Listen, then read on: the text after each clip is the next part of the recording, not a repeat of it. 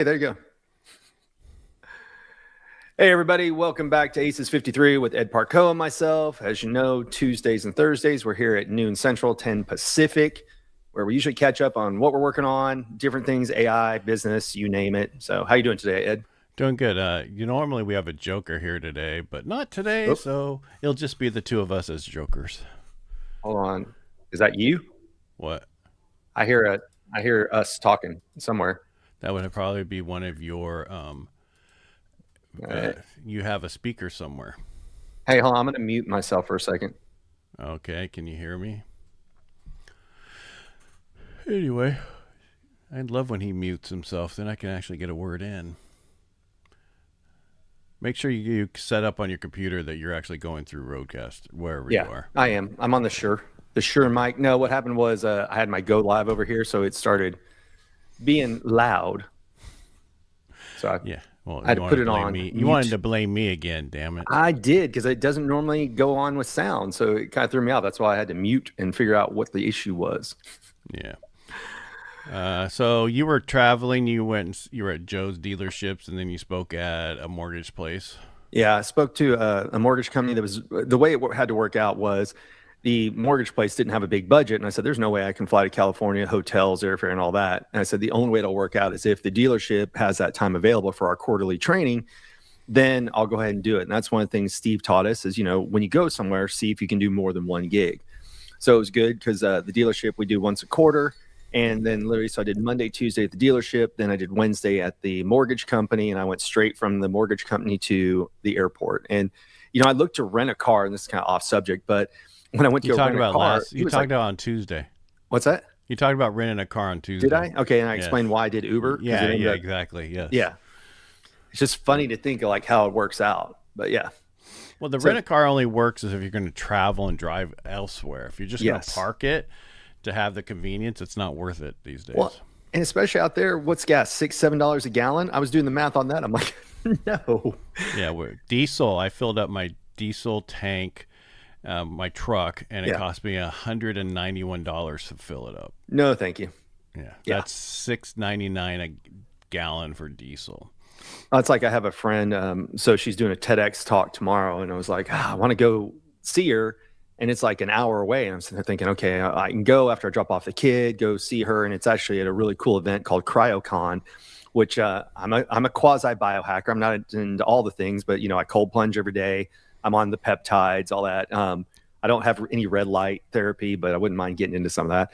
Anyway, she's speaking at that. It's Dr. Amina. I think we had her on the show one time. She was an ER doctor who left medicine because she'll still pick up shifts at a hospital, but she was tired of fixing broke people. So she went from being in the ER and being a more concierge doctor. So help people with their blood work, help them kind of get their body in the best shape so they don't end up in the ER, because she's tired of fixing everybody after they were broken.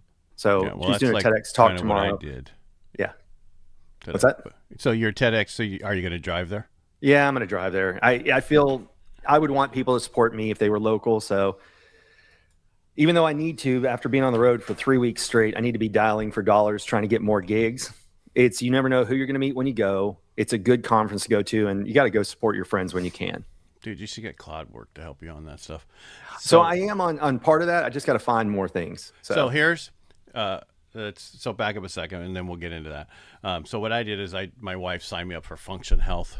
I don't know if you know what that is. It's basically they do all these tests, and you can actually, for $399, they do all these blood tests and all this stuff to check you out, every different thing that no doctor would pay for because the insurance doesn't cover it.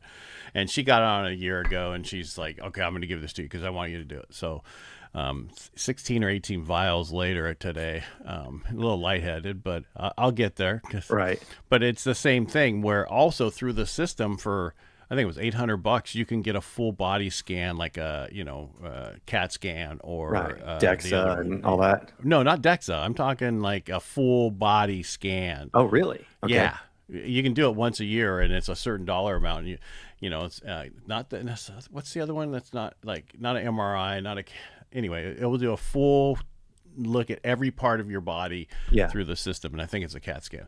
But anyway, yeah. There's a guy that was at the mastermind I was at last week, Paul Getter's mastermind, and they do blood work, and the blood work can tell you your organ health. And then I think we've had Renee on here. I don't remember if we have or not, but Renee went to a place, Concierge Health Medicine, same thing, where they run electricity through your body, and it'll tell you like where your organ's at and stuff like that. And absolutely, everybody should go do that. Like to your point, it's not covered by insurance, but I had a buddy, same age as me. We went to high school together, and he went and paid $500 for a scan that's outside of, not modern stuff. It was like $500, and it checks the calcium in all your arteries and everything else. And it turned out he had a 75% blockage in what they call the widowmaker part of your heart. And had he not done that, the traditional doctor's stuff wouldn't have caught it. So he spent that $500, and it probably saved his life. Yeah, you can get a full MRI scan, full body, for $8.99. Yeah. So I'm just saying things that your doctor won't do through insurance because it just doesn't cover it. Plus, I mean, when I was putting in for my doing it was like, oh, would you like to add this to your thing? It's another upcharge of $399. I'm like, by the time you're done with this thing, it could be $3,000, and that's not counting the MRI, to make sure everything is perfect. I mean, everything. I mean, it was amazing what they could do. I mean, for me, because of cancer with my dad and everything else, they check my white blood cell count constantly just to see if that's increased. So, well, I mean, it's just one of those things. It's worth it to do that with everything else that's going on. I mean, we just don't know what we don't know. Now, you can go the inverse of that, and that is I had an aunt who she didn't know she had like stage 4 cancer until a car hit her in the parking lot. Some driver wasn't paying attention. She's walking into a store, and they hit her. And when they went in to do x-rays, they're like, you have tumors. So then the question becomes, once she learned about the tumors and everything, then they gave her, oh, well, based on where you're at, this is how long you have to live. So it's the chicken and the egg thing. Had she not been told she had it, would she have lived longer? Or once you find out that you have that and a doctor tells you you only have X amount of time, does that start to F with your head and affect how long you live? It's a weird world that we live in. Well, that's why you do these things. See if you catch it early. So, even stuff that used to be detrimental the moment they find it, now they have stuff for it, and it's going to get better and better. So, different ones, different cancers that they couldn't take care of last time are now getting taken care of. Yeah. Well, and that's why like the guy or not, politics aside, like with what RFK is doing of unbanning peptides, getting rid of like the bad red dye, all that kind of stuff. If you really truly read up on peptides and all the benefits it has, it's crazy what it's out there. And you can understand why it was subdued, because if you take all this stuff, you can get off of a lot of different medication. But the problem is, because people are buying it from China and not everybody's doing, so they're buying on what's called the gray market, which is not black market. It's not illegal, but it's not fully legal either. And so people are ordering it from other countries, China being the biggest distributor of it. And then you don't know, they all come with what's called a COA, certificate of authenticity or whatever. By the way, we're not medical doctors. We don't give financial advice, anything like that, legal advice. And we're normally not talking about this at all. Yeah. But you start researching it and like the different benefits. And then of course, my algorithm is full of all peptide stuff now. It's crazy. Mine will be now, thanks to you. Yeah. Hey, that's what I'll keep sending you stuff. Hey, it changed my life. 35. I know, but you keep telling me you get all this stuff, and then you don't send me who it's supposed to get it from. Well, so I'll tell you, I found a new person that does a separate level of testing that I just talked to this week. So when we get off here, I'll talk to you about it. Is that where you came from? It is. Last week? Yes, exactly. Met somebody when I was in California who did it all, but is somebody I know? Yep. It changed my life though. I mean, on the scale, it's only 35 pounds down since getting on peptides, and working out, better diet, whatever. But I went from 25% body fat down to 15, or no, I think I'm 11% body fat. So I dropped 15% of it. And it's not the one thing, it's a combination of all three things. But had I not discovered peptides, I don't know that I would have been in as good a shape as I am now. Now I still have stuff to lose. I don't have abs, You do. You just can't see them. Exactly. I still have the covering. Otherwise, you wouldn't be able to walk or move if you didn't have abs. If I didn't drink, I'd probably have abs. That's my downside. Well, that's like, I was talking to Courtney. Courtney was making fun of you about how you're Mr. Peptides and all this stuff. And I was telling him, I'm not on any of it. He goes, well, you're on GLP-1, right? And I go, at the time I wasn't. He's like, that's a peptide. Yep. So, and people don't understand that's what those things are. And there's many different levels of GLP, whatever, and different ones that do different things. Whatever helps you, use it. Don't fight it, because the smaller you are weight-wise, the less cancers, less stuff. The more fat around your belly, the more cancer stuff can be in there. That's what I was going to say. It's about the visceral fat around your organs that's so dangerous. And I had a lot of it before, So anyway, we can go back on to other subjects. Can we get the regular stuff now? What's that? Yeah. I said, can we? So in the last 2 weeks, I've not been able to play with Claude Code or do my AI stuff that you do constantly. So it was like I was having withdrawals. And so I went through and grabbed all these different video transcripts from Nuno plus a bunch of other people that I wanted to do stuff, and put it into Claude and had it write me SOPs and step-by-step on how to do it. Yeah. Nuno puts a lot of SOPs in his videos in the notes, so you can download them. Nice. And then other times you have to sign up to get them. Well, I'm already in that, so I don't need to sign up for that. Well, we talked about it. I just started dipping my toes in, and I was pitting last week or earlier this week, Chat against Claude, and saying, okay, Chat, what do you think I need to do for my business? And I went to Claude, and Claude said, yeah, that was decent, but you need to do all these things. Now, what's interesting is Claude doesn't have I've been using Chat for 2 years. Yeah. So it understands more of like the evolution of the business, where it's been going on. Get all that information from Chat and give it to Claude. Right. And you can do that. But I thought it was also that Claude is looking at it separately. It went out and looked at my AEO on my website, so what's showing up on the AI engines and everything else. And it's got a perspective of who it sees Brian is today versus who I was 2 years ago. So it comes at it from a different perspective, which is interesting. Because when I started with Chat, I didn't have a really good sizzle reel. I didn't have a lot of high-paying speaking gigs. I was still getting, decent money, but not making good stage money. And now with making good stage money, not consistently, but it sees what's out there, and it sees the big name companies, Inman and all this kind of stuff. It's like you're undercharging for everything. So it's funny when you use two different AIs, one you've been with for a while, and one who just looks at you as a new person. It gives you a different identity based on what it knows about you with AEO. And I think, if you guys don't know that, that's AI engine optimization. When somebody looks you up, what shows up? And I also think Claude looks at it totally differently. Chat is great for a lot of stuff, especially pictures now. If you do graphics on it, it's better. Yes. Now you can what a lot of people, and I didn't understand this. You have Claude, which is your chat, and then you have Cowork, which is on desktop, and then you have Claude Code. Well, yes. Cowork is basically all the stuff that you have to do in Claude Code, like with the skills and everything else, is when you don't have to do the same thing in Claude Work. It's already kind of like, I don't want to say it's like an agent, like they have on the other ones, but it's pretty much that's what I take it as, the overall agent running everything. So Cowork is where you want to do your stuff in now, unless you just have questions to ask. But to build stuff, you want to use Cowork. Yeah. And I can see that. I build out my projects and certain things in just regular Claude for like my radio show. But if I'm building anything else, I can do it through Cowork. Or if I want to schedule things, like to go through my email and find out all the people who approach me to be on podcasts or want to be on my podcast, and then it makes the emails to reply to them. Yeah. And then I just have to go and draft and send them out. Somebody else was talking about, you and I were talking about that. I didn't know. When I downloaded the desktop, it automatically puts you into Cowork, right? And you have three choices, and I think that's just highlighted at first. Yeah, it just starts you in the middle. And so what's funny is I started doing it there, and then I moved over to Chat just to see how it would do the different parts of it. But I do like how it creates documents for you. It can integrate, go right into, you can connect it to your Google suite. And it can create everything from spreadsheets to PDFs, everything else we talked about before. I took a book I wrote last year, and I used Chat for part of it, but then I threw it in a Claude, and it did such a better job of cleaning it up, giving exercises. It's, to your point, it's like they all have different brains. Yes, they're all considered AI, but they all do things so differently that, like, I don't know anybody who uses Perplexity anymore except for to do research. And then it's good for pulling statistics, reports, things of that nature. But like you said, it used to be you went to Chat for the general stuff, and you'd go to like AI Studio for graphics.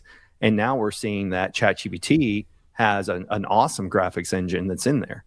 Yeah, because I created so much stuff before, and then now I just drop it in there to clean it Yeah. up now, and it's like night and day difference.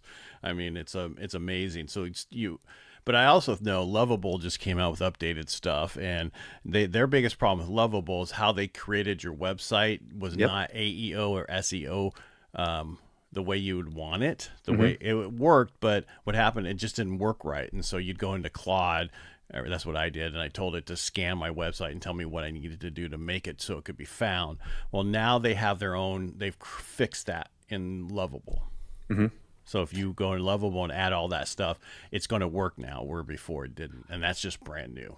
Well, and I got an email yesterday. Let me find it. Opus Clips now. So, I use Opus Clips for basically cutting out my videos. My team does too. Yeah. Well, now they have an Opus engine or an Opus agent that'll do something else. Let me find the email again real quick. I haven't played with it yet, but it came out yesterday, I think. Opus agent. Yeah, so they came out. There's a new affiliate for them, Agent Opus, and so it's an early mover, but it basically says you have Opus Clips and Opus Agent. They serve different halves of the same market. So if your audience doesn't have footage, newsletters, writers, audio podcasts, all that, then the Agent Opus is what helps people with that. So if you have video, then you use Opus Clips, cut things up, add, captions at the end, pictures, whatever. And then I guess they developed a whole other side of the market, which is how can they help you with newsletters, writing things. So I haven't played with it yet, but I did think it was interesting because here's a company that's very well known. But if you listen, when people are coming after them, they say, oh, you don't need Opus Clips anymore because now you can do this in Claude. Right. So what are they doing? They're trying to create a way to fight back against that by creating an AI like Claude, ChatGPT that partners up with Opus Clips. Well, so they're trying to be everything. Yes. To a certain point. And they're trying not to lose customers. And so what do you have to do? You have to add more things to your services that you offer. Right. Yeah, I can see that. There's just, you can't stay ahead of everything. I mean, I know there's people who do videos all day long, and that's how they stay ahead of it. And they're about downloads, so they make money so they can do videos all day long. That's not what I do. I actually have multiple things I do. But it's amazing, even because I've been working on a website for a guy, and I redid something, and just do you know about SB7? No. Framework. No. StoryBrand. Ever heard of StoryBrand? Yeah, I've got the book. It's actually sitting right over there. That's what it is. SB7 framework. So basically it's about movies, right? Mm-hmm. The hero, the villain, and the guide. The problem is most people set their websites up for them to be the hero. Right. And you need to be the guide. And I've been listening, I knew about this before, but so many things, you forget about it. So I created a thing in Lovable to update this website on a certain page, and it was like, it was amazing difference. Yeah. Totally difference. And then I told it to do the hero, the website, the above the fold, and it was what a difference. And it gave me 3 different versions, and I showed it to him, and it was like, wow. And it's really about creating your stuff for when people come to it, you're helping them, you're the guide for them, not selling yourself. Are you following me there? Yeah.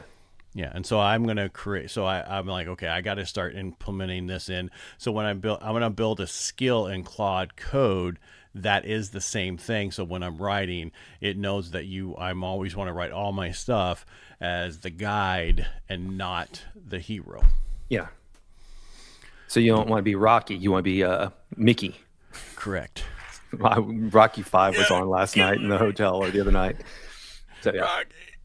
Haven't watched that in years, but I was like, oh, God, you Rocky go back. 5. That's the one without Mickey. That's the one where he fights the wrestler guy, the big heavy guy at the end there. Yeah, no, that's the one where he finds out he's got like dementia from getting hit in the head too much, and so he brings on that guy, whoever Tommy Boy, is. Tommy Gunn, something. Tommy Gunn. Tommy Gunn. Yeah, and that's what I thought it was. Yeah. Okay.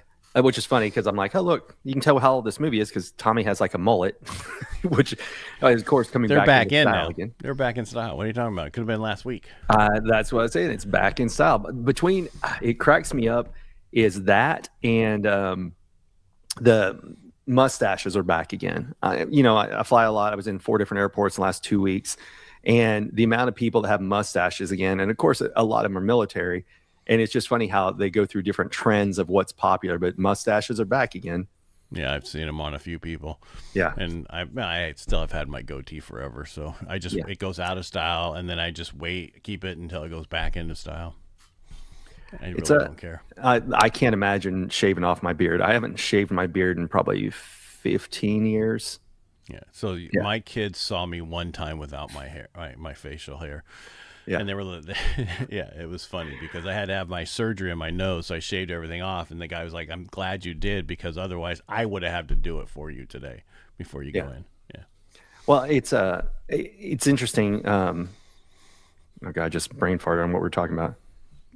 Facial hair. Facial hair. Yeah. When I go through the Centurion Lounge, one of the best things that Centurion Lounge does is if you're active military, you get access for free. And so just like after group 1, military gets on. Absolutely. More things like that should exist in society. And it's funny because when people come walking in, now it's a game for me, like, are they military or not? And a lot of times, like, not the backpacks, not the shoes, anything else, like the mustache is one of the first things I'm like, I bet you anything they're military.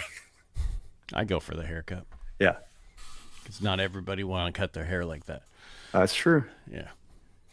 So then what I did is I told you I was working on Claude and implementing all this stuff in my terminal so I could have all the stuff in there. And I'm working on creating the second brain right now. Gotcha. And that's a big thing, Obsidian as a second brain, to have it on there, and then also Paperclip that's connected. Those are two things that people are adding. So much so that Qasim and his buddy Ivan are putting a class on for it. Of course, not for free. And then I'm just waiting for Nuno put out a video already of how to do it. And then he also put out so the biggest thing that throws you off is all these terminologies that people use, like repos and this and that. And you're like, what the hell are you talking about? And right. That's the biggest challenge, is learning the new terminology on all this new stuff. Gotcha. Because I was showing somebody yesterday, it was when I was up doing his stuff. And I'm like, yeah, I remember when I started this, like last year, I had no idea what this meant. Above the fold, certain things that they say all the time that if you did websites, you understood. Yeah. Hero area, this kind of, I had no idea what any of that stuff meant 8 months ago. Right. But you do now. Oh, I know more than I want to know. Yeah. I'm readjusting here. I'm taking a seat. Okay. But that's all I've been working on. And so now I'm back to that because all my, the problem right now is, like we talked originally, gas prices are pretty high. So that fuel prices, oil prices, that means rates are not coming down anytime soon. Right. And, we're still lower than we were a year ago, but people want low, they got spoiled March and April were amazing months in sales because rates were lower. Yeah. Well, I did see an article, and I don't know, I'm not in your industry, but it said that there's more people looking to sell their house than there are people looking to buy right now. Yeah, but that's kind of fake. That's what I always wonder. Because if you look nationwide, there's only 722,000 homes for sale nationwide, single family homes, not counting condos, whatever. If you count condos, you're probably about 900 to 1 million. Well, that's out of all the states in the United States. That's not a lot of houses for sale. Yeah. We have 40 million people in California. Okay, 39.7 whatever, because we lost some. But we have a lot. So that's hardly anything. The inventory is not more, but I've heard that too, and that's not. It's still moving over, and it's still changing hands. And every 56 days, it's being sold. So, yeah. Now, I heard that article too. It's funny. I also saw two articles. More affordability in California, and then the next article was rates are higher, nobody can buy. Well, that was what's funny was at the dealership. We're talking about some of those high end Raptors. They're like anywhere from 125 to 200,000 with all that. If you get the Hennessy package, you get all this stuff added to it. And I said, you guys are selling things that are the cost of a house. And everybody just looked at me, and somebody goes, he's from Texas. Like, oh yeah. Sorry, I said, but because all you people from California move in here, my housing prices went up too. So, yeah. But yeah, it's funny because they all stopped and looked. I'm like, okay, so for the price of an outhouse here in California. Well, you're in also L.A., Orange County. Where were you? Yeah, I was in between the two. So Orange County-ish. It was Buena Park, California, right by Santa Ana, by the Disneys. My hotel was technically Hilton Anaheim. Yeah, that's Orange County. Yeah. So. But that's a totally different area. They're doing well. I don't know if we talked about on Tuesday, but my in-laws to be, they're building down there homes, single family, Yeah. and they're like almost $4 million a piece, brand new. So I got so you. people who are buying those and have the money. Yes. The question, and that's why they're in Orange County and not LA County. Well, Because it they're totally goes back to different. what we talked about on Tuesday with all these layoffs and voluntary, retirements and all that kind of stuff that are coming out. It's 1.3 million was the last, when I researched it last week, on average, 1.3 million people are getting laid off per month. So the question is going to be, who's not going to be able to afford their Not house 1.3 million. per month? No, there's no way there's 1.3 million people being laid off per month. That's what I'll find the study. I did it. I used Claude. It's wrong. I'm telling you. I do the numbers every month. Do you? Yeah. The big thing, like the stuff with the Facebook and those places that are laying off now and everything, those are all pandemic people that they kept on thinking they were going to need, and now they don't need them. They were extra hires that should have been gone 2 years ago or 3 years ago, and they didn't do that. They kept them on. That was like, everybody was keeping people on for so long to see, because the market's going to turn, and it finally didn't. People go, okay, we're done. We're laying them off, and that's exactly what a lot of those are. I'll find the article. We'll argue about it on Tuesday. You can. We don't need to argue. I'm just telling you, I have not seen that number, because if we were losing that many people, that'd be like 13 million a year. That'd be a lot of people losing jobs. Yeah. That's what it said. I'll find it. We'll argue it on Tuesday. We don't need to argue. But, the other problem with people being unemployed and not being counted is the average unemployment, we talked about it before, is $400 a week. That's the max. So most people go get a gig work, drive Uber, that, and then they're not applying for it. And that's the problem. And then they become uncounted. And so you don't know how many people are actually unemployed. We have 4.3% unemployment out there. Well, I did see what somebody else was talking about. I can't remember who. It might have been Kiyosaki. I was reading through some email while I was on the plane, and they were talking about the other thing that's happening is, like, say you're at McDonald's as an example, is if somebody who works at counter quits, they don't replace that job. They just tell people go to the kiosk. Right. Well, that's like today when I went in for my blood test. There was nobody there to take your stuff. There was 3 machines. You signed in, put in your code. It took scanned your ID, and then you said, "Yes, that's me." Yes, okay, sit down. Your appointment's at 7:10. So sit down. We're going to be outside or inside, and they didn't need somebody. So we're just getting to a point where we're getting rid of the people we don't need to pay for, that we don't really need anymore, and that's just how it's all going to change, because having that person there is this a waste sometimes. Yeah. Because that's like Kaiser now, when they have this new building they just built in. You used to have check-ins in all the different departments and all the different areas, like at the hospital. Yeah. Well, the new one, you walk in, there's one area that everybody checks in at, and they have people there, but that's the way they only have now, I think, 6 people there versus probably 20 throughout all the different departments. So, you're right. Yeah. So your number about unemployment is probably the annual rate of unemployment. Could be. I'll find it. I'll come prepared. I could see the annual. So each month when they say, okay, unemployment rate, the BLS numbers, and they have the unemployment rate that comes out when they talk about the 4.3% and that kind of stuff. They say how many the unemployment numbers. That's the annual rate. Maybe not that's a monthly rate. Yeah. So you're probably right about the number, but it's a yearly rate, not I thought it was saying, and maybe it was, but it was a high number. If it's not, if I read it incorrectly, well, then I scared a lot of people at the presentation last week or yesterday. Well, the thing is, the problem with the mortgage company you were at, they deal with big numbers, man. I mean, I deal with big numbers now too, and it's weird how you only need to do it in our California now, because the average house price, right? Not average, but the median is like almost 900,000. 900,000. Yeah, my median is right now. I'm averaging 500,000 to 600,000. So how do people even qualify for that? I mean, we can get into that in a whole other. They make 100. They make money. That's how they qualify for it. 2 well, people. I know, just thinking how much you'd have to make. 44% of the people qualify. Got it. You ready to go? Yeah, I gotta get out of here. That's why you're standing.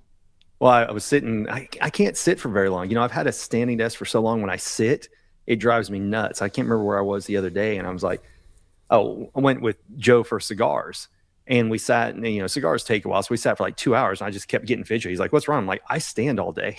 And so that day I'd been in 3 hours on the plane, you know, hour in Uber. And so I'd sat more that one day than I probably had in the last week. So Speaking of that, have you signed up for High Level? Go Growth Hacking Live. no, I thought, do we have to sign up? I thought it's just part There's of an our email. package. No, there's an email. You have to let them know that you're coming, and if you're bringing somebody. Okay, I'll have to go look for that then. It came from Perry It came the from other Perry. day. Yeah. All right. And I'll so go I look. did it. I booked my hotel. Yeah. And then I booked, and then I, you know, paid for that dinner thing. You know how they had that networking dinner that they had. Yeah. And now I just got to pay for my flight. That stuff is not cheap. So I got one that says, just a quick reminder. Okay, yeah. Okay, I got it. Yeah. But it's going to ask you for your confirmation code for your hotel. Right. I would put in there, I live here. That's what I'm going to have to do. Yeah. Here's my address. Yeah. Yep, I'll go do that when we hang up here. All right. All right. Take us out. All right, that's it. We're done for the day. We'll be back next. What's your schedule next? So you're here next week, right? I'm here next week. Okay. Everybody make it a great day. Brian, thanks for being here. And we thank you for watching. And we do this because of you. And we like to just tell you what we're doing and hopefully give you some good information. We'll work on some jokers for next week. We need a joker. Yeah. Even if it's that person that you didn't want to tell me who it was and that you met last week. Anyway, everybody make it a great day. And we'll be back next week. Bye. Say bye, Brian. Bye, everybody.